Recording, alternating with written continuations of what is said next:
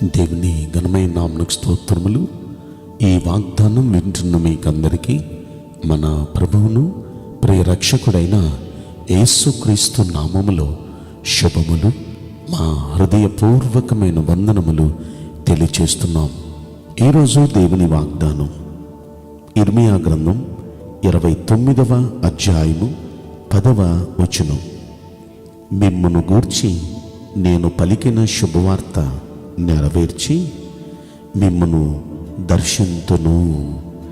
ఈ మంచి వాగ్దానం మన మంచి దేవుడు మనందరి వినికిడిలో నెరవేర్చునుగాక. ఆమేన్.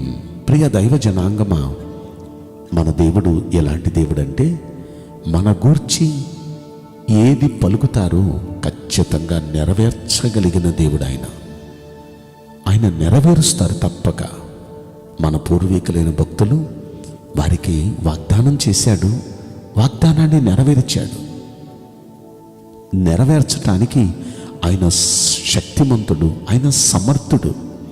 ఖచ్చితంగా ఆయన మాటిచ్చి తప్పుటకు నరుడు కాదు. ఆయన మాటిచ్చాడో తప్పక నెరవేరుస్తాడు.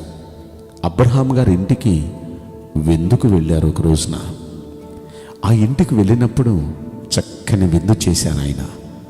అబ్రహాం గారు, శారయ్య గారు ఇద్దరు విందు చేస్తే అప్పటికి వారి వయసు ఎంత ఉందంటే, అబ్రహాం గారికి 99 సంవత్సరాల వయసు, శారా గారికి 89 సంవత్సరాల వయసు. స్త్రీ ధర్మాలన్నీ ఉడికిపోయినాయి. వారికి పిల్లలు కలుగుతారని ఆ ఆశయాలు కూడా చచ్చిపోయినాయి.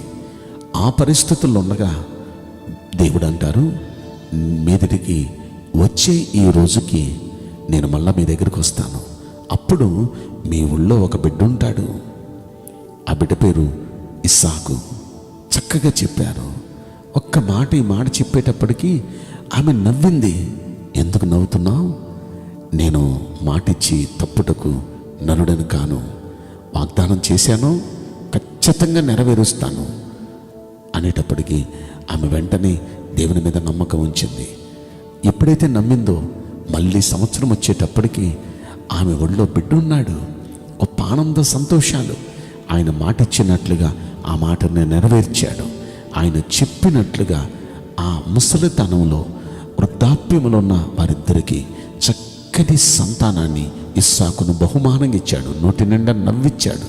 ప్రియ దైవ జనాంగమా, మాటిచ్చినవాడు తప్పక నెరవేరుస్తాడు. అయితే మనకు నమ్మకం ఉండాలి. మాటిచ్చినవాడు నమ్మదగినవాడు. ఆయన ఆ మాటను నెరవేర్చుటకు సమర్థుడు, శక్తిమంతుడు. అబ్రహాము నమ్మాడు, అందుకే పొందాడు. అలాగే బైబిల్ గ్రంథంలో హన్నా కూడా దేవుని మందిరానికి వచ్చింది. ఆమె కూడా సంతానం లేరు. బహుగా ఏడ్చింది, బహుగా దుఃఖపడింది. ఆమె అంతగా ఏడుస్తుంటే అక్కడున్న ప్రవక్త ఆమెను అనుమానించి, అమ్మా ఏంటి ఈ విధంగా నువ్వు తాగేసి వచ్చావా ఏంటి అన్నంతగా ఆమెను మాట్లాడితే, లేదయ్యా నా హృదయాన్ని దేవుని సన్నిధిలో కుమ్మరిస్తున్నాను అని ఆమెకున్న బాధ తెలియపరిచింది. సరే నేను ప్రార్థన చేస్తానమ్మా అని దైవజనుడు ప్రార్థన చేస్తే దైవజనుడికి దేవుడు తెలియపరిచాడు, వచ్చే ఈ రోజుకి ఆమె ఒళ్ళో ఒక బిడ్డ ఉంటాడని చెప్పు. ఆ బిడ్డ తాను బ్రతికిన దినాలన్నీ ఇజ్రాయేలీల పైన ప్రవక్తగా ఉంటాడని చెప్పు. అతని పేరు సమూయేలు అని చెప్పు అని చెప్పగానే ఆ మాటే వెళ్ళి చెప్పాడు ఆయన. ఆనాటి నుండి ఆమె దుఃఖముఖిగా ఉండటం మానెను అనే మాట మనం చదువుకుంటాం. ఆనందంగా వెళ్ళిపోయింది. మాటిచ్చిన ప్రకారం సంవత్సరం తిరక్కమునిపే సమూయేలును బహుమానంగా దేవుడిచ్చారు. బ్రతికినంతకాలం ఆయన వాగ్దానం చేసినట్టే బ్రతికినంతకాలం ఇజ్రాయేలీల పైన ప్రవక్తగా ఉన్నాడు. ఇలా మనం ఆలోచిస్తే వాగ్దానం చేసిన దేవుడు ఖచ్చితంగా ఆ వాగ్దానాన్ని నెరవేర్చాడు. బైబిల్ గ్రంథంలో ఆయన భక్తులకు ఇలా ఎందరో భక్తులకు వాగ్దానం చేశాడు. ఆ వాగ్దానాన్ని నెరవేరుస్తూనే ఉన్నాడు. ఇలా మనం చెప్పాలంటే జకర్యా, ఎలిజబెత్ వీరిద్దరూ ఎంతో నీతిమంతులు, ఎంతో భక్తిపరులు. క్రమం తప్పకుండా భక్తి చేసేవారు. వీరు కూడా నిండు వృద్ధాప్యంలో ఉన్నారు. వారికి సంతానం లేరు, చాలా బాధగా ఉన్నారు. అలాంటి పరిస్థితుల్లో వారితో జకర్యా అతని ధర్మాన్ని నిర్వర్తిస్తూ ఉండగా అతనికి దేవుడు ప్రత్యక్షమై, వచ్చే రోజుకి నీకు ఒక బిడ్డ పుట్టబోతున్నాడు. ఆ బిడ్డ పేరు యోహాను. అతడు ఇలా ఉంటాడు, ఇలా ఉండబోతున్నాడు, అతన్ని బట్టి గొప్ప సంతోషం అందరికి కలగబోతుంది అనే మాట ఎప్పుడైతే చెప్పాడో ఆయన ఒక విధంగా ఆనందపడ్డాడు. ఇది ఎలా జరిగిద్ది, నేను వృద్ధుణ్ణి కదా, ఎలా జరిగిద్ది అన్నాడు. అయితే అలా అన్నావు కాబట్టి నువ్వు ఆ బిడ్డను కన్నులారా చూచే వరకు నీవు మాట్లాడవు అన్నాడు. నిజంగా బయటికి వెళ్ళినప్పుడు అతడు మోగవాడిగా వెళ్ళాడు, మాట రావట్లేదు. అయితే అతనికి నిజంగా దేవుడు మాటిచ్చిన ప్రకారం సంవత్సరం తిరక్కముందు యోహాన్ని ఇచ్చాడు. యోహానికి పేరు పెట్టడానికి దేవాలయం తీసుకువెళ్తే ఏ పేరు పెట్టాలి అని తండ్రిని అడిగినప్పుడు పలక మీద రాశాడు యోహాను అని. ఆ పేరు అతనికి పెట్టగానే ఇక మాట్లాడటం ప్రారంభించాడు. అంటే మాటిచ్చిన దేవుడు నెరవేరుస్తాడు. అయితే మనకు నమ్మకం ఉండాలి.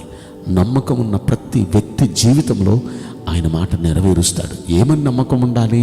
మాటిచ్చిన దేవుడు మాట తప్పుటకు నరుడు కాదు. ఆయన మాటిచ్చాడో తప్పక నెరవేరుస్తాడు. నమ్మదగిన దేవుడు అనే నమ్మకం ఉండాలి. రెండవది, ఆయన మాటిచ్చి దాన్ని నెరవేర్చుటకు సమర్థుడు, శక్తివంతుడు అనే నమ్మకం ఉండాలి. ఇలా నమ్మితే ఆయన మహిమ కార్యాలు చూస్తారు. ఆయన మాటిస్తే ఆ మాటను నెరవేరుస్తాడు. కనుక మీ అందరి జీవితాలు ఆయన మాట నెరవేర్చునుగాక. అంత మాత్రమే కాదు, కింద అంటున్నారు ఆయన మిమ్మల్ని దర్శిస్తాను అంటున్నారు. మీకు చక్కని దర్శనాలు ఇచ్చి మిమ్మల్ని ఆయన కలుసుకోబోతున్నారు. ఆయన చక్కని కృపను మీకు అనుగ్రహించబోతున్నారు. కనుక ఈ వాగ్దానం వింటున్న ప్రతి ఒక్క బిడ్డ జీవితంలో మన మంచి దేవుడు నెరవేర్చునుగాక. ఆమేన్. నేను మీకోసం ప్రార్థన చేయబోతున్నాను. పరిశుద్ధుడా, ప్రేమగల యేసురాజా, మీ పరిశుద్ధ బంగారు పవిత్రమైన నామమునకు నిండు మనసుతో కోట్ల కొలదిగా స్తుతులు, స్తోత్రములు, వందనాలు చెల్లిస్తున్నాం. ఈ వాగ్దానం వింటున్న ప్రియుల జీవితంలో మీరు ఎన్నో వాగ్దానాలు ఇచ్చారు.